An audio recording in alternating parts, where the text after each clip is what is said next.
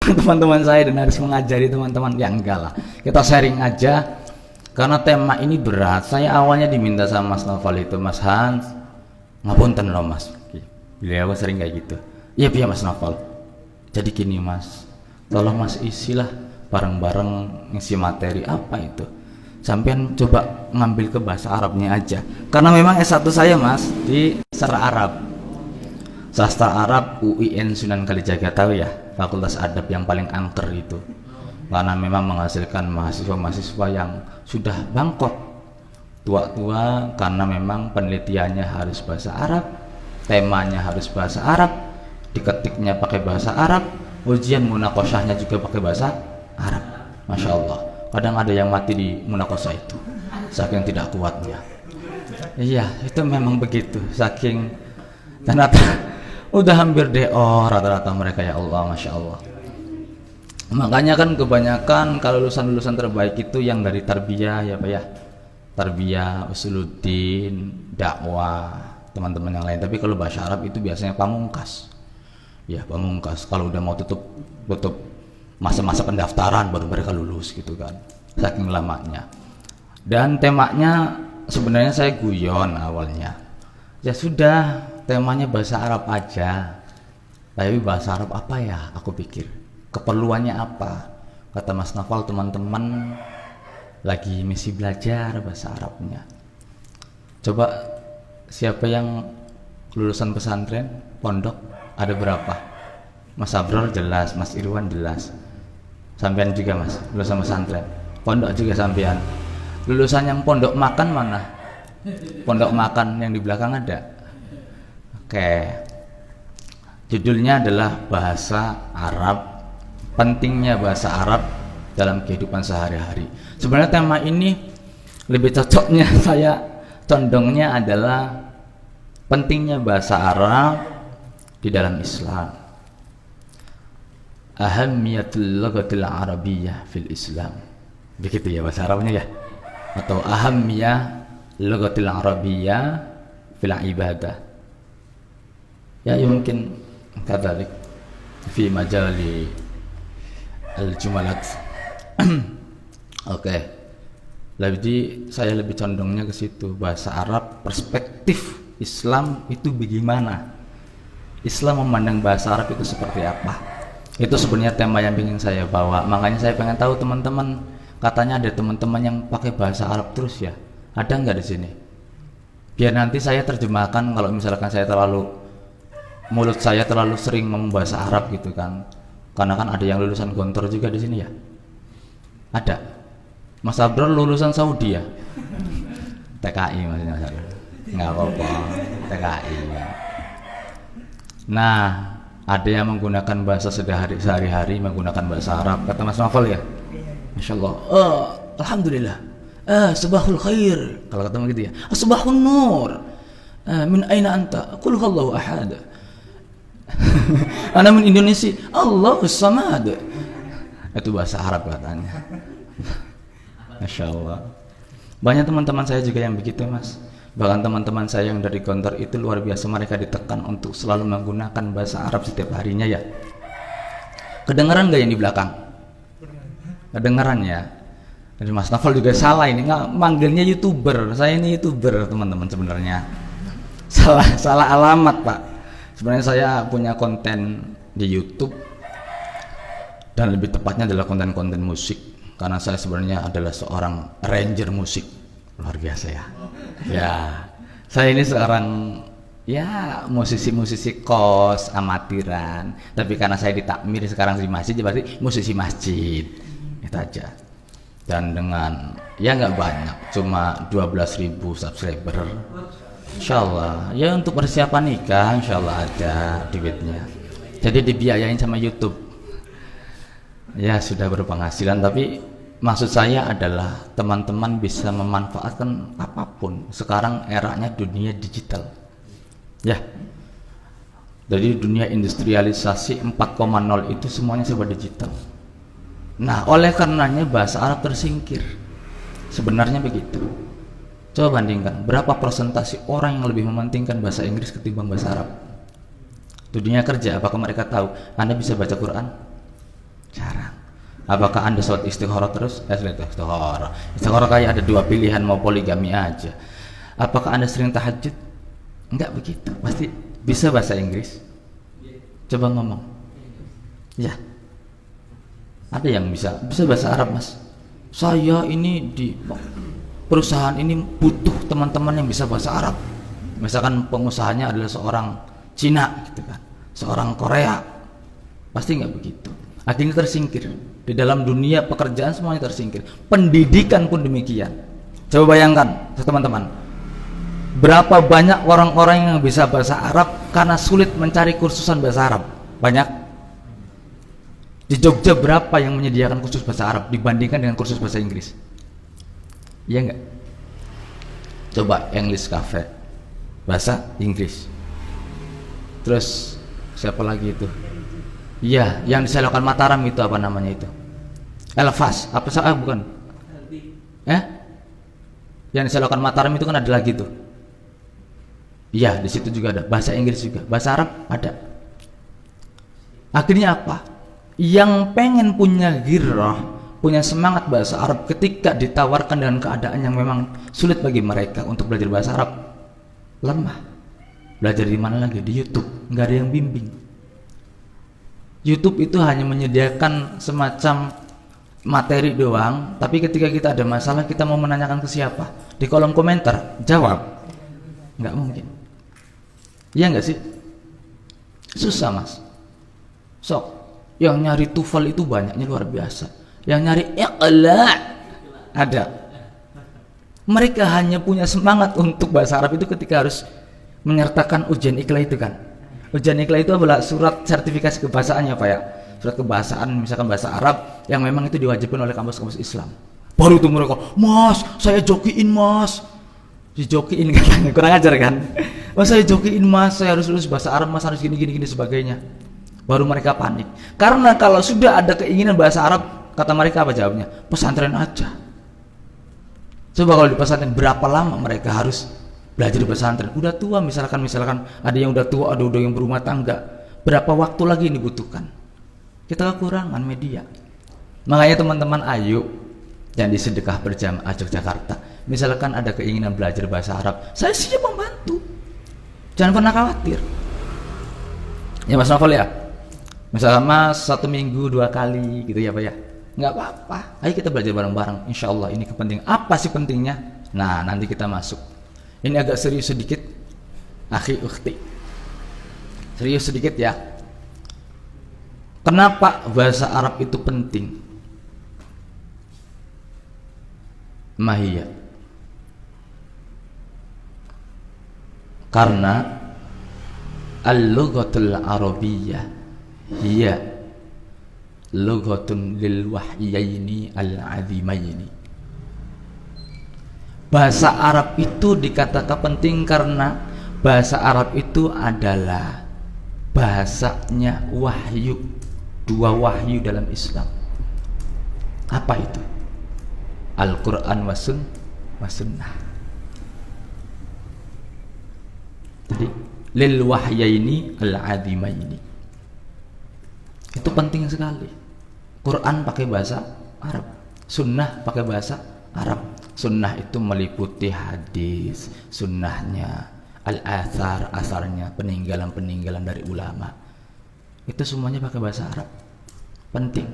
Kalau sudah begini gimana? Untuk umat Islam yang berada di Indonesia yang tidak mengerti bahasa Arab, susah. Iya kan? Susah sekali. Belajarnya juga susah. Harus gimana? Kita harus mengerti Quran yang berbahasa Arab. Contoh sederhana, sholat nih, kita sering kan ada yang mendengar sholat begini, bacaan azannya dulu deh, hayya 'alas sholah. Bener, marilah kita sholat ya Pak ya. Hayya 'alas sholah. Coba ada yang kayak gini nggak? Hayya 'alal falah. Ada nggak? Ada. Kalau iya hayya 'alal falah, marilah kita menuju kemenangan. Tapi kalau hayya 'alal falah, falahun lamnya dengan tasydid, marilah kita menuju al-falah. Apa falah? Farmer, petani. Berarti kita mengajak ke sawah. Iya. hayya 'alal falah. Jadi orang-orang nggak ke masjid, ke sawah semua, ke ladang. Satu tasdid dalam huruf itu sudah luar biasa mempengaruhi. Coba, apalagi Bismillahirrahmanirrahim sering. Memang penting untuk makharijul huruf dalam Al-Quran, itu pentingnya luar biasa teman-teman. Ya. Pertanyaannya, apakah ketika zaman Nabi sudah ada titik huruf? Belum ada. Ada tasjid, ada fathah, ada kasroh, ada domah. Di zaman Nabi ada enggak? Belum ada. Semuanya mereka menggunakan metode hafalan. Para huffaz, para penghafal Quran itu semuanya orang-orang yang memang cerdas dan kuat hafalannya. Ya, belum ada. Dan sekarang enaknya luar biasa sekarang. Kita dikasih tahu kalau iya titiknya di atas satu nun, titiknya di bawah satu ba, titiknya dua di tengah ta, titiknya tiga ta, dan sebagainya. Ya kan? Itu kan masa-masa tabi'in. Dan tugas kita apa ketika harus begini? Memahami dua wahyu yang kadang salah orang-orang. Disangkanya memahami Quran itu sudah selesai. Quran itu mujmalun. Semuanya itu misi universal. Tidak bisa kita semata-mata misalkan pengen ngobrol sama orang, orang lagi salah kemudian kita berdalil gini, bismillahirrahmanirrahim, begitu. Apakah tafsirnya gimana? Ayat ini dalam keadaan gimana? Turunnya di mana? Asbabun nuzulnya gimana? Keadaan ayat ini diverifikasi lagi semua. Wah, luar biasa banyak. Dan itu bahasa Arab. Pentingnya. Ihdinas sirata, apa ihdinas sirata? Pakai sin apa pakai sin? Sin kan? Ma makna sirata? Jalan luas, tol bahasanya. Tapi kalau kau pakai sin, itu maknanya apa? Kalajengking, sirata, sartun. Ihdinas sirata ya Allah. Misalkan gitu ya.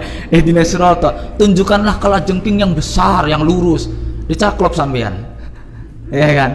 Itu bahasa luar biasa. Jadi fungsinya bahasa Arab itu, makanya kita harus membaca, belajar bahasa Arab. Itu luar biasa pentingnya dalam Islam, karena untuk memahami dua itu, Al-Quran was sunnah. Sok gini deh mas, sampean pernah dengar, pernah baca kitab kuning? Mungkin ada yang belum ya. Teks kitab kuning ya, ini nyawanya banyak dia, makanya kebut terus.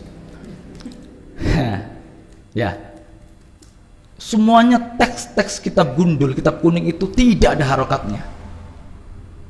Begitupun kitab tafsir itu tidak ada harokatnya, mas. Bagaimana kemudian kita harus membaca? Contohlah, katakanlah Al-Quran adalah teks yang tidak, surat Al-Fatihah aja deh, Al-Fatihah surat yang kita baca setiap hari, yang sudah kita hafal. Andaikan tidak ada harokatnya, kita mau baca gimana? Situ ada kata alhamdulillahirabbil alamin. Misalkan gak ada alhamdu, ada fatahannya, ada tanda matinya, ada domahnya, alif, lam, ha, mim, du, dibaca gimana? Ya terserah, bisa alhamdi, alhamda, alhumda, alhimda, alhumdu, alhumad. Ya, tapi kan ada ilmunya memahami ini. Kenapa harus alhamdu? Karena dia adalah isim, misalkan begitu. Harus tahu ilmunya. Ilmu dalam mempelajari bahasa Arab yang paling penting dalam gramatikal bahasa Arab adalah nahwu dan sorof. Nahwu itu, Pak, Mas, itu adalah kaidah bagaimana kita membaca harokat akhir dalam satu kata. Kenapa harus alhamdu, kenapa tidak alhamda, kenapa tidak alhamdi? Karena dia adalah isim mubtada. Mubtadaun marfu'un wa alamatu raf'ihi dhammatun li'annahu. Wah, macam-macam. Luar biasa kalau saya preteli itu semuanya. Kenapa harus lillahi? Lillahinya kenapa harus hi? Karena dia adalah khobar, misalkan khobar harus mengikuti mubtada, lillahi jadi majrur. Wah, banyak sekali. Li-nya itu adalah huruf jar, huruf pengganggu, bukan pengganggu rumah tangga orang. luar biasa banyaknya Mas. Makanya kita nggak sempat, kalau iya hanya begini-begini untuk belajar bahasa Arab, kita harus punya kajian khusus supaya kita nggak terkecoh memahami Quran dengan utuh dengan merujuk para kitab-kitab yang dituangkan oleh salafus saleh. Kitab tafsir bahasa Arab yang mau terjemahan juga ada sekarang, cuma kata orang-orang yang memang bergelut di dunia pesantren, membaca terjemahan itu nggak enak karena bukan rasanya. Kalau bahasa menerjemahkan itu kan, saya menerjemahkan bukunya sampean ya, saya hanya mengawang-awang bagaimana cara menangkap sampean ya. Misalkan Anda menulis tentang cinta, misalkan begitu ya, kata Mas Iwan, cinta itu Mas, dia adalah sebuah ledakan, letupan dalam hati seseorang yang ketika itu dia ingin terus memiliki apa yang ia cintai. Misalkan begitu, kata Mas Irwan. Saya berusaha untuk mengawang-awang menafsirkan apa yang Mas Irwan mau. Saya menerjemahkan teks ulang. Misalkan Mas Irwan mengucapkan itu dengan bahasa Arab, saya membalikkan dengan bahasa Indonesia menerjemahkannya. Berarti kan saya harus bisa bagaimana menerjemahkan bahasanya Mas Irwan sesuai dengan kebutuhan orang-orang Indonesia. Kan begitu. Itu. Jadi penting sekali bahasa Arab. Sunnah juga demikian ya Pak ya. Coba sunnahnya Nabi, mulai dari bangun tidur sampai kemudian bangun lagi, semuanya pakai bahasa Arab. Kita juga harus bisa, minimal belajar dulu dari sekarang, nggak apa-apa.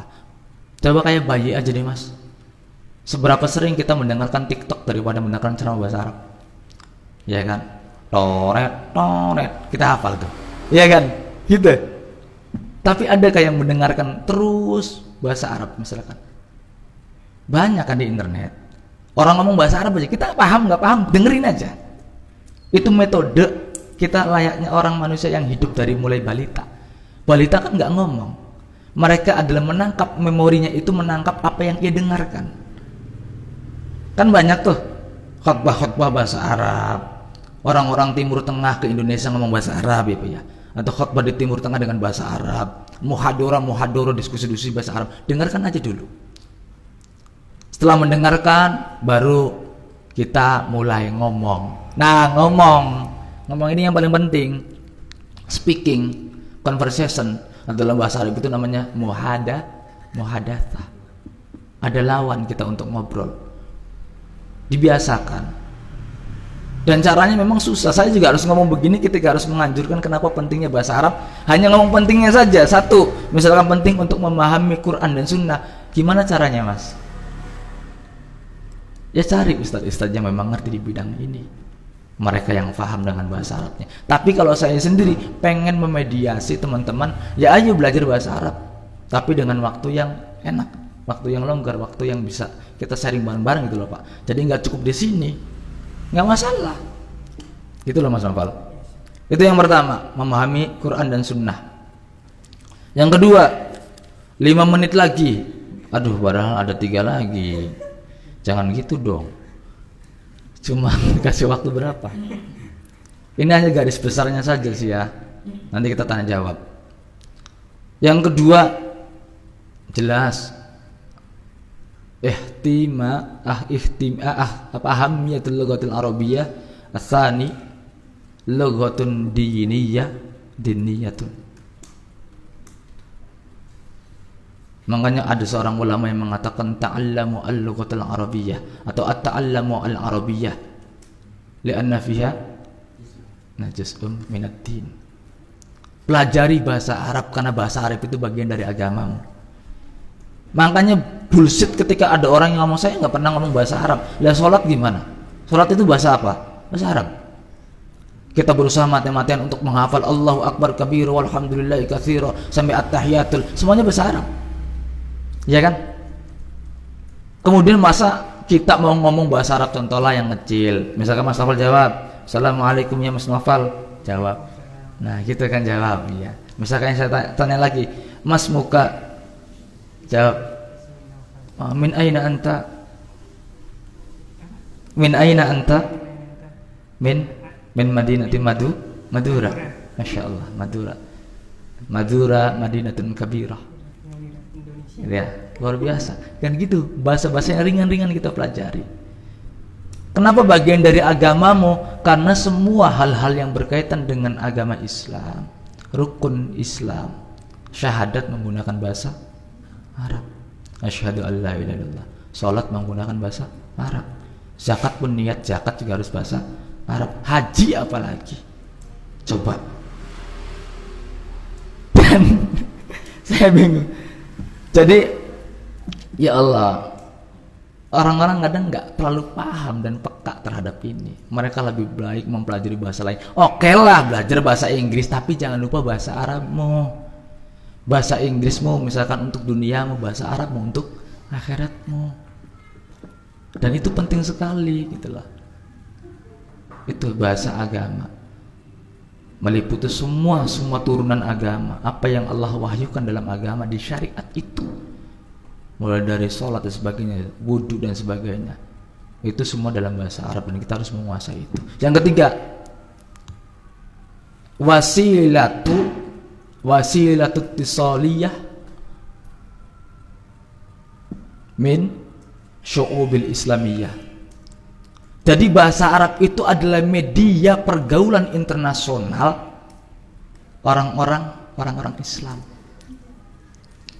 Jadi wasilatu tisaliyah min syu'ubil islamiyah. Jadi bahasa Arab itu kenapa dikatakan penting? Karena itu bahasa internasional, bahasa pergaulan. Makanya Mas Nokola dia ngomong ketika di Mesir begini, ketika di misalkan Maroko begini, Sudan begitu. Meskipun ya, mohon maaf, saya ketemu sama teman-teman orang Arab itu mengatakan bahwa muhadasahnya, ngomongnya orang-orang Indonesia ketika ngomong bahasa Arab itu fasihnya melebihi mereka. Fasih kita itu fasih banget. Coba Anda bayangkan ketika di TV-TV itu orang-orang kita ketika ngomong bahasa Inggris nggak kelihatan kayak orang Indonesia. Ya, coba ustadz-ustadz kita yang paham-paham bahasa Arab ketika ngomong bahasa Arab kelihatan nggak kayak orang Indonesia? Enggak, kayak orang Arab. Orang Arabnya aja takjubnya luar biasa sama kita. Karena memang lidah kita itu lidah multifungsi, multi etnis, apapun yang ada di dunia ini kita bisa. Orang Indonesia itu luar biasa. Loh, kenapa harus malas dengan bahasa Arab? Kita bisa semuanya. Inggris nggak kelihatan Inggrisnya. Tapi saya pernah bahasa Madura itu susahnya luar biasa. Seriusan, Cak. Paling beremah. Ya, dan yang lainnya aduh, susahnya luar biasa. Padahal hampir-hampir mirip seperti bahasa Jawa. Tapi bahasa Arab itu juga jauh lebih kompleks. Itu bahasa agamamu. Bahasa internasional, pergaulan internasional minimal gitu kan. Kalau sudah begini otomatis kan kita enak bergaul dengan orang lain. Meskipun sekarang itu banyak ya bahasa-bahasa amiyah. Kan dua bahasa Arab itu. Ada bahasa fushah, ada bahasa amiyah. Bahasa Arab fushah itu bahasa Arab yang resmi, Pak. Kayak kita di kitab-kitab yang ada di teks-teks itu bahasa resmi. Dan biasanya digunakan dalam hubungan-hubungan internasional, bahasa resmi misalkan di kampus, dalam diskusi itu bahasa fushah digunakan. Contoh, saya ngomong begini sama Mas Muka, Mas Novel, Mas Muka, itu udah resmi itu. Bahasa amiyahnya apa? Bahasa slang, bahasa gaulnya apa? Di Mesir itu nggak pakai gitu lagi. Mas Muka diganti Ismak itu gitu. Itu mak sekarang itu. Ismak siapa namamu? Min aina anta? Coba, min aina anta sekarang di Mesir. Ya sama lah kayak kita juga. Lo nama lo siapa? Gue Hans. Sama kan? Coba kalau yang pakai bahasa Indonesia yang asli. Mas namanya siapa? Namanya siapa, Mas? Gitu kan, sama. Anda dari mana? Meskipun kita memang agak sedikit gimana. Anda dari mana? Lo dari mana? Itu palingan gitu kan. Bahasa Mesir juga gitu. Makanya apa? Min aina anta diganti.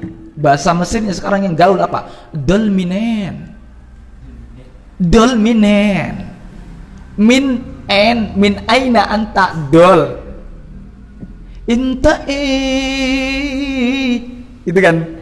Coba inta maksudnya man anta. Siapa kamu itu? Inta itu bahasa Mesir yang sekarang yang gaul. Nah, masalahnya kita bahasa yang resmi aja belum bisa, apalagi bahasa yang gaul. Meskipun lidah kita memang lidah yang memang multifungsi, bisa apapun. Jadi saya tidak bisa ngomong banyak ya Mas Novel ya. Tapi yang paling penting bahwasanya 3 itu dipegang, bahwa bahasa Arab itu ahammiyatul lughatil arabiyyah fil ibadah atau fil Islam. Itu yang pertama tadi apa? Lughatun lil wahyaini al adimaini, karena itu 2 bahasa wahyu Quran dan sunnah. Kedua, dia adalah lughatun diniyatun, bahasa agama. Ketiga, bahwa itu adalah wasilatut tisali baina syu'ubil islamiyah. Jadi itu adalah bahasa hubungan internasional sama orang-orang muslim. Semoga nanti kita sama-sama dimudahkan ke depannya. Tapi sekali lagi gitu ya Mas ya, Mbak, kalau ya pengen belajar bahasa Arab nggak apa-apa, bareng-bareng. Saya terenyuh melihat seperti ini, luar biasa loh. Di Jogja masih ada yang peduli dengan anak yatim. Di Jogja masih ada peduli dengan sedekah berjamaah. Katakanlah bersedekah, sampai-sampai ini masih pada kuliah ya. Katakanlah belum sepenuhnya itu uang dihasilkan sendiri kan, kecuali YouTuber ya. Beda lagi, kalau beda lagi. Tapi kan kita semuanya masih ada yang dari orang tua dan sebagainya. Tapi kita berniat untuk berbagi itu luar biasa. Masa saya misalkan punya sedikit saja ilmu tentang bahasa Arab, masa nggak mau berbagi? Gitu Mas Nawal. Jadi nggak apa-apa, ayo belajar bareng. Dan sudah ada diktat, karena saya juga ngajar les bahasa Arab di luar manapun. Kadang mandiri, kadang sama teman-teman dan sebagainya di tempat khusus. Jadi itu aja. Sekian dari saya. Assalamualaikum warahmatullahi wabarakatuh.